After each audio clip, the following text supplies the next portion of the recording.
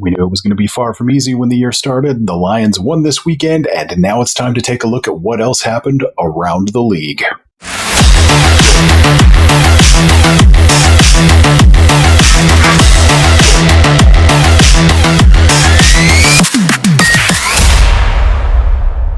As always, we start by making fun of the Bears' offseason decision to get rid of the undefeated Steelers starter Justin Fields and move on to a quarterback who finally managed to throw a couple of touchdown passes to go along with all of his interceptions this week. Caleb Williams threw the ball 52 times, and to nobody's surprise, the Bears lost. Those things don't equal success for a rookie quarterback. DeAndre Swift showed why two teams have let him leave or kicked him out of town, averaging 1.3 yards per carry on 13 carries. Roschon Johnson led the team with 30 yards rushing on the day. With that said, Williams legitimately looked better than he had previously, just still not good. But his 363 yards on the day, it's a good number, but it only led to 16 points. And the Bears lost, despite adding another to the many examples of Anthony Richardson being terrible by not giving up any big plays that prop him up in the minds of the unenlightened. The Colts almost squandered a 110-yard, two-touchdown rushing performance by Jonathan Taylor because they achieved essentially nothing else of significance. Richardson added 2 interceptions to his total, giving him 6 in 3 weeks in the season. The Colts beat the Bears 21-16. Despite that, the Bears fall to 1-2 on the season. May their descent never stop. Packers ran the ball down the Titans' throats this week with 37 rushing attempts and only 19 passing attempts. But when Malik Willis is your quarterback, that's what you have to do. And the Packers have. In all seriousness, Willis looked better than he ever has as a quarterback, with a touchdown in the air and 1 on the ground. He led the Packers in rushing on only 6 carries, with 13 completed passes. Anyone who thought they knew which Packers receiver to draft in fantasy this year has been disappointed, because, at least for now, the answer was none. How long will it take the league to figure out the Packers' offense under Willis? Well, the over-under for things like that is about 3.5 weeks, so we'll see how this goes. I bet the under. Teams now have enough tape to formulate an actual plan against this Packers offense, so we'll see where everything goes from here. We've seen what 2 bad teams did. Next week, we'll see what Brian Flores has for the kid to deal with, and I suspect the kid is not going to like that. If he has a good game against the Vikings defense, I'll probably have to stop calling him a glorified running back, but until then, Willis at 2. Speaking of the Vikings, they beat the brakes off the Texans, and Sam Darnold threw for 4 touchdowns and no picks on the day. Aaron Jones picked up 102 yards on the ground. Justin Jefferson continued to dominate the target share and yardage with 81 yards on 6 catches. The defense sacked C.J. Stroud 5 times and forced 2 interceptions. Jonathan Grenard was the standout defender for the Vikings with 3 sacks on the day against his former team in his revenge game. This one was never close. The Vikings ripped the Texans a new one, 34-7.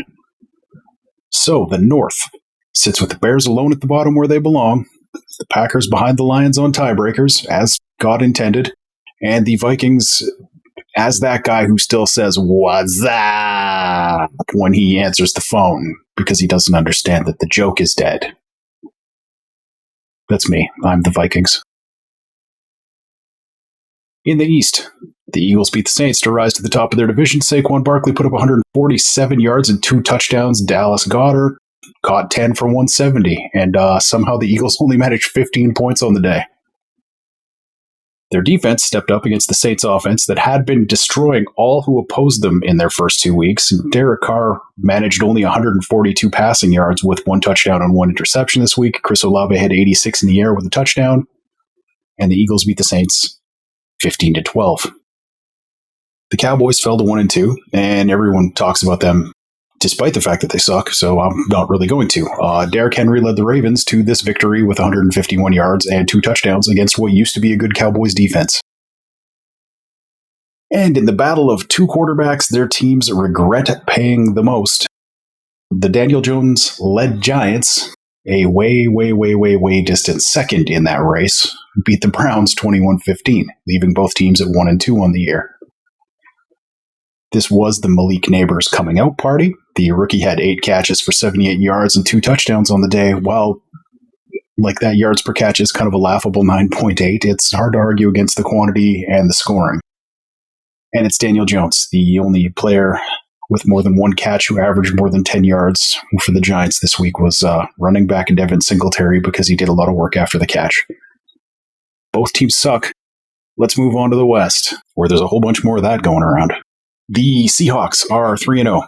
Going into their Week 4 matchup with the Lions, they downed the Skylar Thompson and Tim Boyle-led Dolphins in an easy one, 24-3. In this blowout, Geno Smith threw 2 interceptions and only 1 touchdown. But that Miami offense right now, without Tua, is about as toothless as they come. Matthew Stafford launched his millionth come-from-behind drive to lift the Rams over the 49ers. To round out this division, Kyron Williams was the load bearer of that offense on the day with 89 yards on the ground and 2 touchdowns. And Brock Purdy was just under 300 yards and 3 TDs for the 49ers, all of them to checking my notes here with all of their weapons at the beginning of this season. Juwan Jennings, just like they planned it in June. Rams beat the 49ers 27-24, putting everyone in that division but Seattle at a whopping 1-2. In the South, the Buccaneers kept pace with the Saints, dropping one to the Broncos. And it wasn't a close one either. The team that went to the deep end with the Lions and came out on top in the last game jumped out and lost to the Broncos 26-7 the following week. I guess teams really are emptying out the tank against the Lions. If you'll remember, the Rams let the Cardinals score 40 the week after they played the Lions. Everyone's bringing their best. The Falcons dropped their Sunday night game to the Chiefs, and they're not an interesting team to talk about, so I'm leaving them out. The Panthers, though, shocked the world by launching the Andy Dalton era to the stars with a 36-20 beatdown of the Raiders. Dalton had 3 touchdowns and no interceptions, with 319 yards in the same offense, where Bryce Young managed 245 yards and 3 picks in the first 2 games. My fellow Albertan, Chuba Hubbard, added 114 yards on the ground, and Deontay Johnson, who I forgot was actually good in Pittsburgh before Kenny Pickett went there, had 8 catches for 122 yards. This is a great example for future Bears regimes, because this one doesn't have long left, for what a team with a middle-of-the-road quarterback can look like. We know they've never actually had one since Eric Kramer set their single-season passing yardage record back in the day.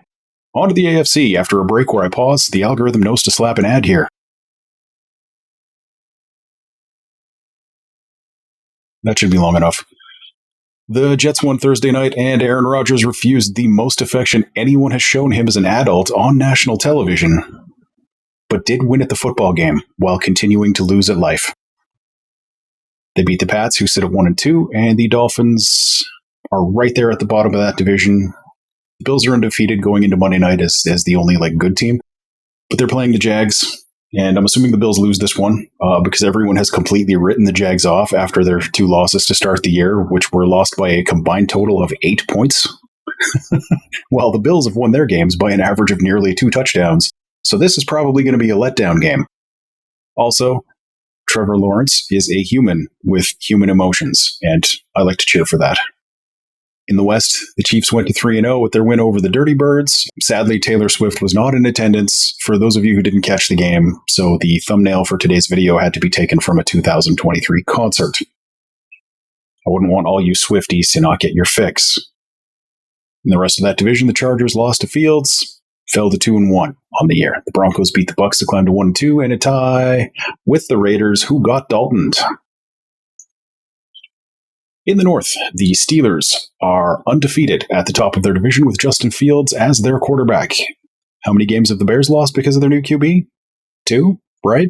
2? Is it 2? I think it's 2. Okay, moving on to the rest of this shockingly bad division. The Ravens finally won a game. They're second in the division at 1-2, along with the Browns. The Bengals are still winless going into their Monday night game against the Commanders. I'm going to just go ahead and say that they're 1-2 on the year because the Commanders are terrible. And I suspect that before the year started, you could find about an equal number of predictions that the Ravens or Bengals were going to win this division and about an equal number of predictions that the Steelers or Browns would be last. But I guess that's why they play the games. There's a lot of ball left to play, but this division started out kind of freaky. Which takes us to the terrible, terrible, dirty South. The Texans are still at the top. after their first loss of the year, and the Colts are the only team with a win, unless the Jags beat the Bills tonight.